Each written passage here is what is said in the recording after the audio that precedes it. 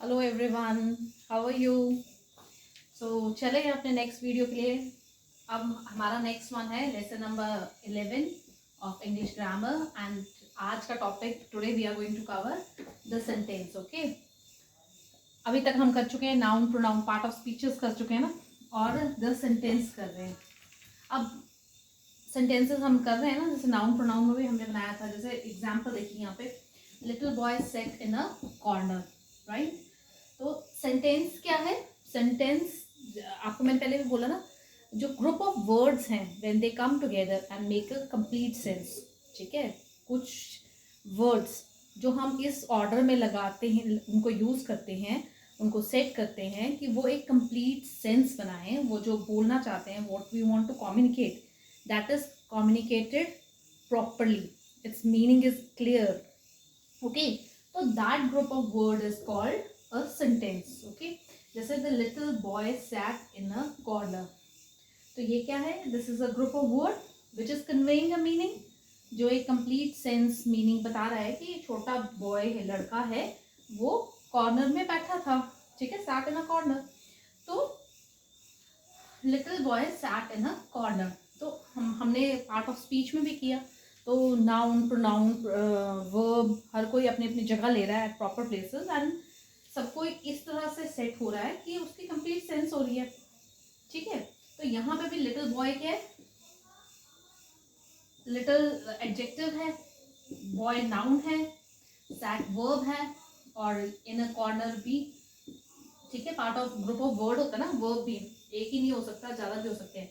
पर इसको सेंटेंस को हम एक और ढंग से डिवाइड करते हैं, और वो क्या होता है? सब्जेक्ट, हम किसी के बारे में बात कर रहे होते हैं, राइट। जब हम सेंटेंस बोल रहे हैं ना, तो we are talking about something, किसी ना किसी चीज के बारे में, किसी व्यक्ति के बारे में बात कर रहे हैं। तो जिसके बारे में बात की जा रही है वो क्या है? सब्जेक्ट, जो काम कर रहा है या फिर जो एक्चुअली एक्शन में है, तो वो क्या है? सब्जेक्ट है।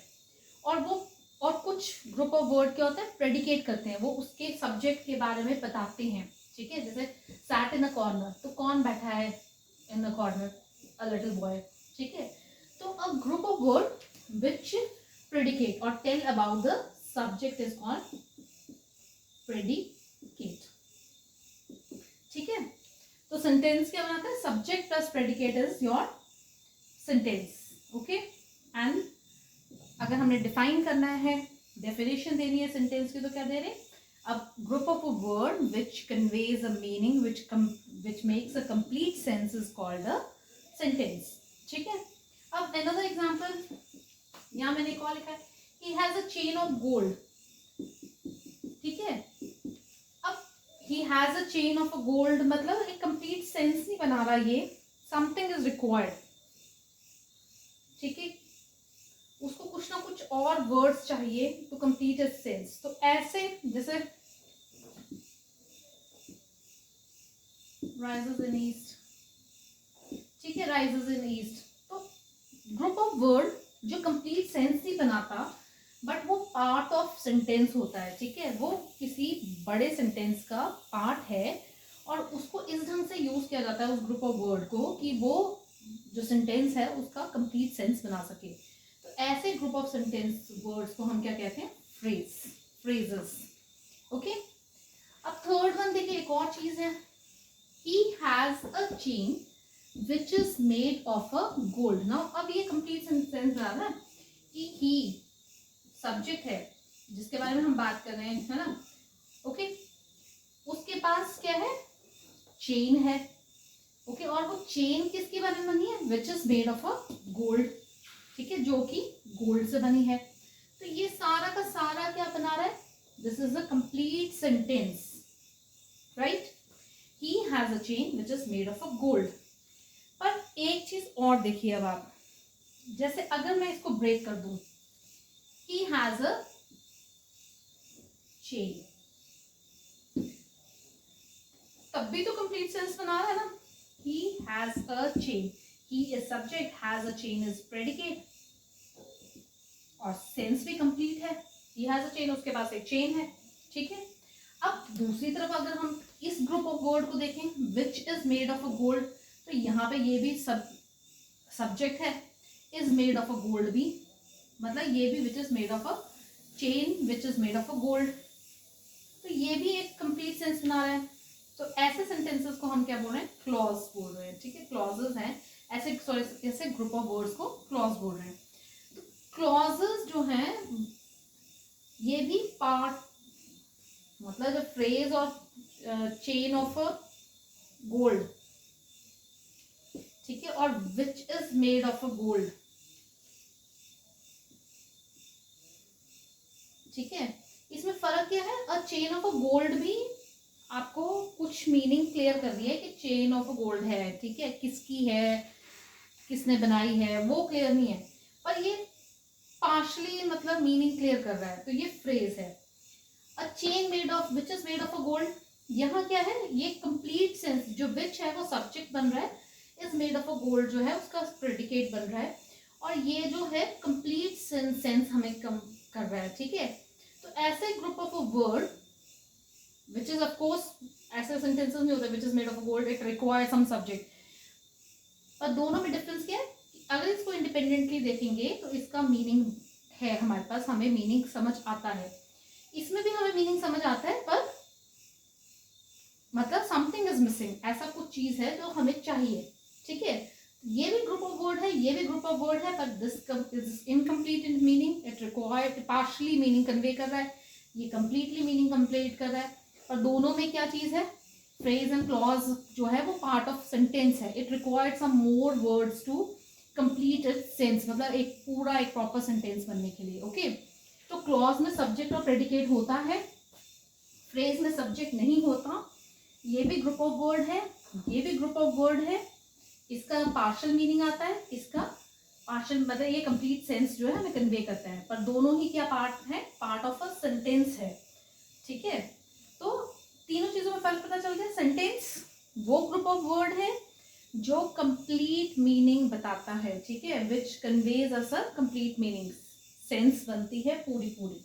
Phrases of course we can make out the things but still it requires some more words to make a complete sentence, ठीक है। clause, it has subject, it has predicate, it has its meaning but it is also a part of a sentence, ये भी part of sentence होता है to convey a complete meaning, okay। तो ये चीजें हैं, दो तीन चीजें, sentence, phrases and clauses, okay। अब sentences जो हम बोल रहे हैं, the sentence है, sentence से ही आपका language बनेगी ना, सेंटेंस एक वर्ड से हम सेंटेंस बनाएंगे, अल्फाबेट से हम वर्ड्स बनाएंगे, वर्ड से हम सेंटेंस बनाएंगे, सेंटेंस से हम आगे पैराग्राफ्स बनाएंगे, स्टोरीज बनाएंगे, ओके। तो सेंटेंस तो चाहिए, तो there are 4 kind of sentence in English grammar, first is declarative और असर्टिव, ठीक है। जैसे फर्स्ट वन लिया था या हमटी डमटी, याद है सबको, पोइम जो थी, humpty dumpty sat on a wall, humpty dumpty had a great fall, okay. तो फर्स्ट सेंटेंस जैसे है, humpty dumpty sat on a, sorry fall ही दिया मैंने, sat on a wall, okay. तो यहाँ पे क्या है हमारे पास, वी आर मेकिंग, मैं तो राइम के साथ बोल रही हूँ ना, हमटी dumpty sat on a wall, humpty dumpty had a great fall, पर यहाँ पे नहीं है, सीधा हम सेंटेंस स्टेटमेंट बना रहे हैं, डिक्लेयर कर रहे हैं, हम एक स्टेटमेंट दे रहे हैं अबाउट समवन, किसके बारे में, हमटी डमटी के बारे में, ठीक है। तो ये क्या है, डिक्लेरेटिव या असर्टिव सेंटेंस कहते हैं इसमें, जिसमें हम कोई भी स्टेटमेंट देते हैं, ठीक है। जैसे हमटी dumpty sat on a wall, वो वॉल पे बैठा है, हमटी डमटी वॉल पे बैठे हैं, ठीक है। तो ये क्या है, स्टेटमेंट डिक्लेरेटिव सेंटेंस है, सिंपल सेंटेंस भी बोल सकते हैं, ठीक है। रूल्स, अगर हम, अब ग्रामर में पंक्चुएशन मार्क्स इंपॉर्टेंट होती हैं, तो assertive sentence begins with capital, ठीक है, और डमटी का डी कैपिटल है क्योंकि ये प्रॉपर नाउन है, ठीक है। उसी तरह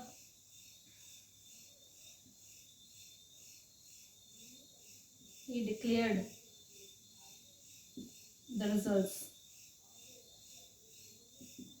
ठीक है, ये भी असर्टिव सेंटेंस है, he जो है सब्जेक्ट है, declared the result जो है प्रेडिकेट है, he का h कैपिटल है, ठीक है। तो डिक्लेरेटिव सेंटेंस में क्या होता है, फर्स्ट लेटर जो है वो अल्फाबेट जो है कैपिटल होगा, सब्जेक्ट जो है वो इट विल कम फर्स्ट, ठीक है, सबसे पहले सेंटेंस में सब्जेक्ट आएगा, उसके बाद जो है प्रेडिकेट आएगा, ओके, बाकी रेस्ट ऑफ द वर्ड्स आएंगे।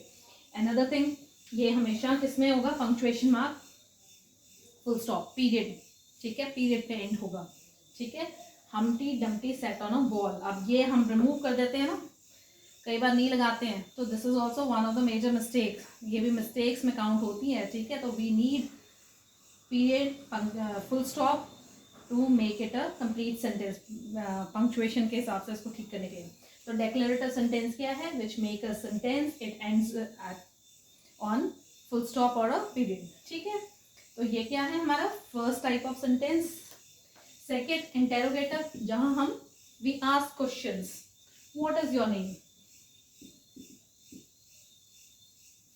राइट, क्या कर रहे हैं हम, क्वेश्चन पूछ रहे हैं। तो इंटेरोगेटिव क्या है, जहां हम सवाल पूछते हैं, प्रश्न पूछते हैं, ठीक है, वो कौन सा सेंटेंस है, second type of sentence, and that is interrogative, okay.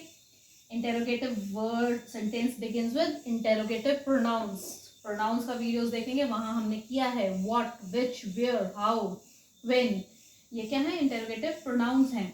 तो question interrogative sentence begins with interrogative pronoun, जैसे what is your name, okay.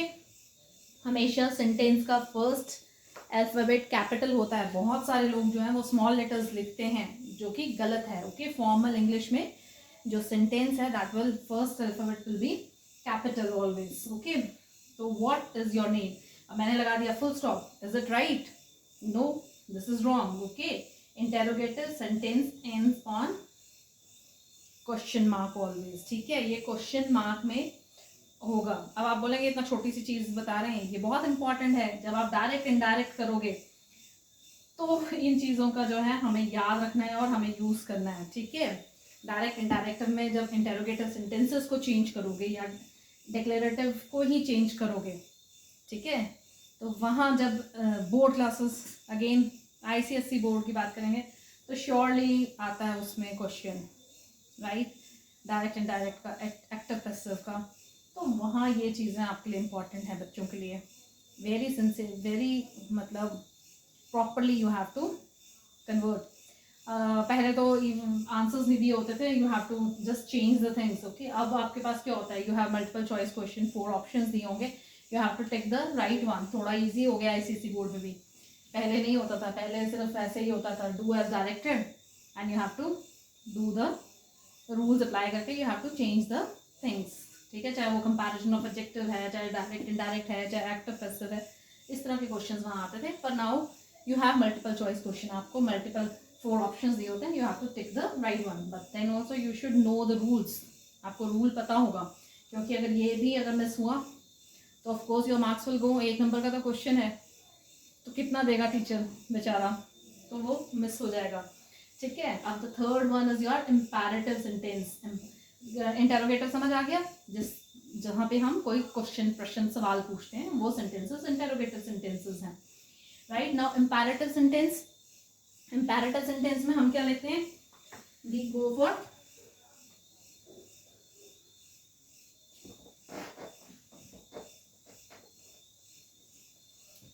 Imperative sentences में हमें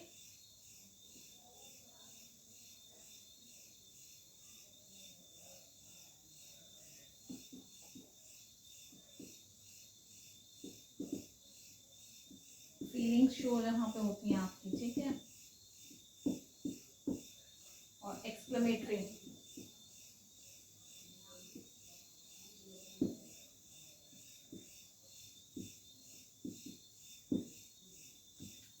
एक्सक्लेमेटरी सेंटेंसेस में क्या होगा,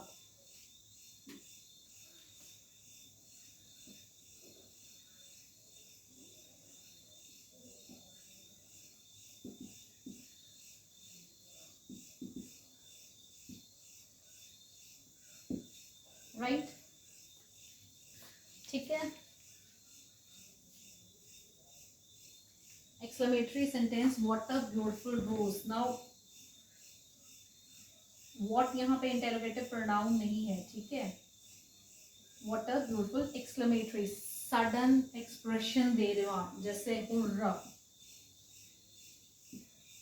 वी वॉन, होता है ना, ठीक है। तो जहाँ पे आप सरप्राइज, सडन फीलिंग्स को एक्सप्रेस करते हो, वो जो है वो एक्सक्लेमेटरी सेंटेंसेस है। व्हाट अ ब्यूटीफुल रोज। अब मैंने यहाँ क्या बोला था कि सब्जेक्ट जो है it will come first in the sentence, but it's not, हमेशा से ऐसा नहीं होता कि जो सब्जेक्ट है वो फर्स्ट में आए। अब रोज जो है यहाँ का सब्जेक्ट है, right, but it is coming at last. तो एक्सक्लेमेटरी सेंटेंसेस में सब्जेक्ट जो है वो लास्ट में जाता है, क्योंकि सडन एक्सप्रेशन है। सडन एक्सप्रेशन में भी दुख का हो सकता है, जॉय का हो सकता है। जैसे हम बोलते हैं Allah, he is no more, right. तो यहाँ क्या दिया, दुख का एक्सप्रेशन है ना।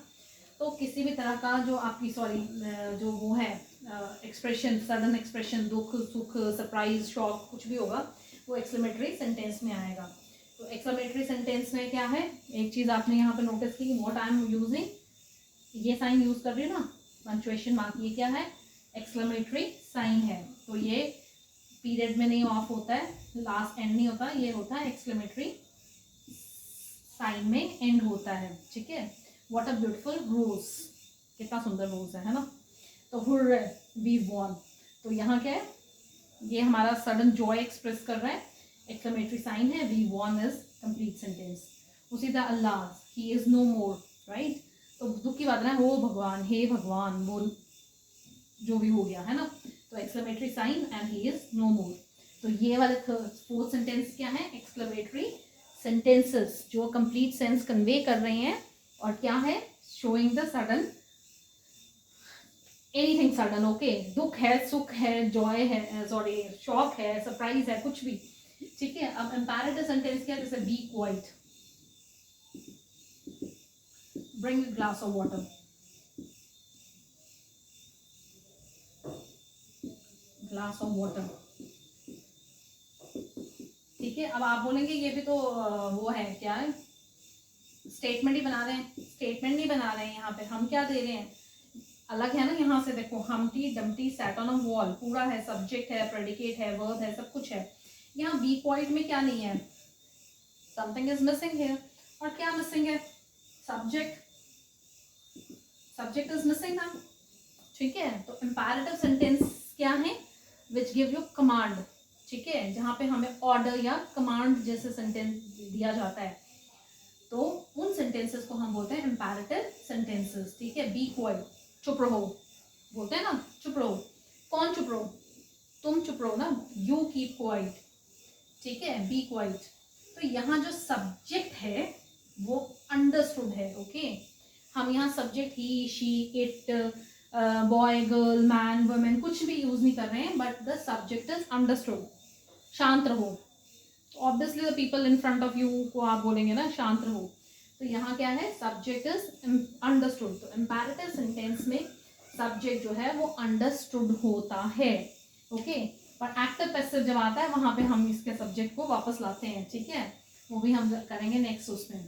तो bring a glass of water, ये भी क्या है, कमांड है, ठीक है। तो bring a glass of water, you bring a glass of water ना, somebody is standing in front of you or sitting in front of you or some, तो उसको आप बोल रहे ना, तो you सब्जेक्ट है, थर्ड पर्सन, उसको आप बोल रहे हैं bring a glass of water, तो subject is understood here, okay. तो कहीं पे भी कमांड या रिक्वेस्ट भी हो सकती है, please bring my copy, bring me a pen, ठीक है, ठीक है। कमांड, रिक्वेस्ट, ऑर्डर, जो सारी चीजें हैं वो इंपैरेटिव सेंटेंस में जाती हैं। Bring me a, please bring me a pen, तो प्लीज इज रिक्वेस्ट ना, तो it falls in imperative sentence. तो bring me a pen, please you bring me a pen, तो यू इज अंडरस्टूड, ठीक है। जो सब्जेक्ट है वो अंडरस्टूड है इंपैरेटिव सेंटेंस में, अगर हम नहीं भी लगाते हैं तो वो क्या है, अंडरस्टूड है कि वी आर व्हाट, कौन से सब्जेक्ट के बारे में, मतलब कौन है सब्जेक्ट, वो खुद ही पता चल जाता है इंपैरेटिव सेंटेंस में, ओके। और यहाँ पे अगेन इट एंड्स में on full stop, period, period में एंड करेगा सेंटेंस, राइट। तो दीज आर इंपॉर्टेंट थिंग्स, जो पंक्चुएशन मार्क्स हैं वो इंपॉर्टेंट है सेंटेंसेस में। जब मीन्स मैं अब एग्जामिनेशन पॉइंट ऑफ व्यू से अब हर जगह MCQs तो नहीं मिलते ना, हमें मिलते हैं ऐसे लिखने के लिए भी मिलते हैं, लेटर्स लिखने के लिए भी मिलते हैं। और जैसे आपके आते हैं कॉम्प्रिहेंशन आता है, अनसीन पैसेज जिसको हम बोलते हैं, तो उसमें भी होता है, आईसीएससी में भी होता है और जगह भी होता है कि आपको एक पैसेज दिया होता है बड़ा सा, और एक क्वेश्चन होता है जिसमें आपको लिखा होता है summarise it in 60 words and all that. तो वहाँ पे अब समराइजेशन ऑफकोर्स इससे तो एक हर कॉम्पिटिटिव एग्जाम का नहीं है, कॉम्पिटिटिव हायर कॉम्पिटिटिव एग्जाम जो है उनके लिए तो ऐसे समथिंग मस्ट, वो तो बहुत इंपॉर्टेंट चीज़ है। पर अगर हम बच्चों की बात करेंगे, बोर्ड क्लासेस की बात करेंगे, तो पैराग्राफ राइटिंग, एस्से राइटिंग हर जगह आती है। तो वहाँ जो पंचुएशन है या फॉर्मल लेटर्स है, ठीक है, वहाँ पंचुएशन मार्क जो है वो बहुत इंपॉर्टेंट है। अब we are talking about social media और हम शॉर्ट फॉर्म कर देते हैं और कैपिटल लेटर्स नहीं लगा रहे हैं, ठीक है, पर दैट इज़ समथिंग जो एक फॉर्मल नहीं है। जब हम एग्ज़ाम अटेम्प्ट करने की बात करेंगे तो हम फॉर्मल इंग्लिश की बात करते हैं, और फॉर्मल इंग्लिश में जो पंक्चुएशन मार्क्स हैं that is very very important. Okay, तो यहाँ पे ये ध्यान रखना है, जो असर्टिव सेंटेंस है वो that ends in on period, interrogative sentence ends in question mark, imperative sentence ends in a period, be quiet, bring me a glass of water। और उसी तरह एक्सक्लेमेटरी साइन में एक्सक्लेमेटरी सेंटेंसेस में exclamatory sign होगा कहीं ना कहीं, तभी वो एक्सक्लेमेशन सडन फीलिंग आपकी बताएगा, ठीक है। तो this is all about the sentences. आज हमने 3 चीज़ें की हैं, तो एक है सेंटेंस, फ्रेज, क्लॉज। सेंटेंस जो है कंप्लीट मीनिंग कन्वे करेगा, तब वो ग्रुप ऑफ वर्ड सेंटेंस कहलाएगा। फ्रेज जो है वो पार्ट ऑफ अ सेंटेंस होता है, इसका थोड़ा मीनिंग क्लियर होता है, but still it requires some more words to complete its meaning. Okay, तो that group of word is called phrase. और क्लॉजेस भी, it is part of a bigger sentence, it has its own subject, it has its own subject object, okay, but and अगर इसको separate करेंगे तो clause का एक sentence बन सकता है अलग से, बट स्टिल ये एक बड़ा सेंटेंस, इसको एक पार्ट ऑफ अ सेंटेंस होता है to convey a sense. Okay, और सेंटेंसेस में हमने 4 किए पार्ट, डिक्लेरेटिव, असर्टिव जो स्टेटमेंट देते हैं, इंटेरोगेटिव जो क्वेश्चन पूछते हैं, इम्पेरेटिव जो कमांड रिक्वेस्ट वगैरह को बताते हैं, ऑर्डर्स वगैरह को, और एक्सक्लेमेटरी जो सडन एक्सप्रेशंस हैं, चाहे वो दुख का हो, चाहे सुख का हो, चाहे सरप्राइज का हो, चाहे शॉक का हो, जिन सेंटेंसेस से ये फीलिंग्स आपको शो होंगी वो एक्सक्लेमेटरी सेंटेंसेस होंगे। Okay, thank you.